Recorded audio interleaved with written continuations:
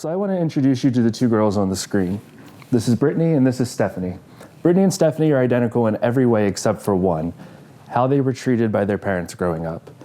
Brittany grew up in a household with healthy parents that were loving and supportive towards her all of the time. Stephanie, on the other hand, had a household that was anything but healthy.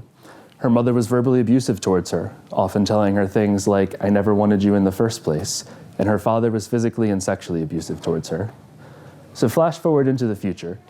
Brittany graduates college with a 4.0 GPA, becomes a successful lawyer, marries her high school sweetheart, and has two healthy, happy young children. She never develops a mental illness and is generally in good physical health. Stephanie, on the other hand, drops out of high school and fails to find steady employment. She lives in poverty, becomes an alcoholic, and regularly uses drugs.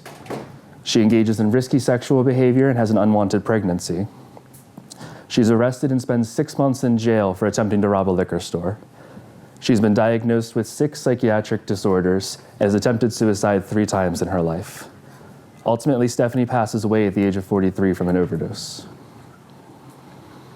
As you can see, the impacts of trauma are detrimental to an individual. Stephanie's story serves as an example of just a few of the many outcomes of trauma later on in one's life. My thesis looked at 2 such outcomes, social anxiety and dissociation. Social anxiety is a fear of social evaluation in social situations, and dissociation is feeling disconnected from yourself or the world around you. And so we knew that social anxiety and dissociation co-occurred, but we didn't know why this was the case. So my hypothesis was that childhood maltreatment played a role. To test this, we brought 200 undergraduates into our research lab and assessed for a history of childhood maltreatment, social anxiety, and dissociation.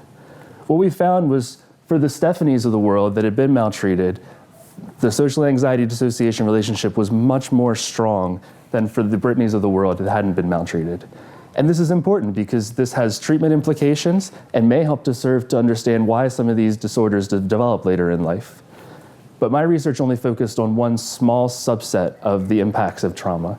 And my hope from today's talk is that you take away more broadly how important it is that we as parents understand the effects that we have on our children. Going back to Brittany and Stephanie, these stories started out so similarly and yet ended so differently. Stephanie never had a chance to reach her full potential.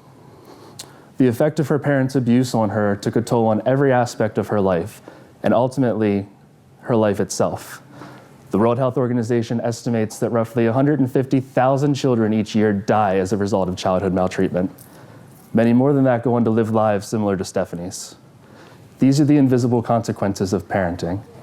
How we treat our children can make all the difference in the world. Thank you.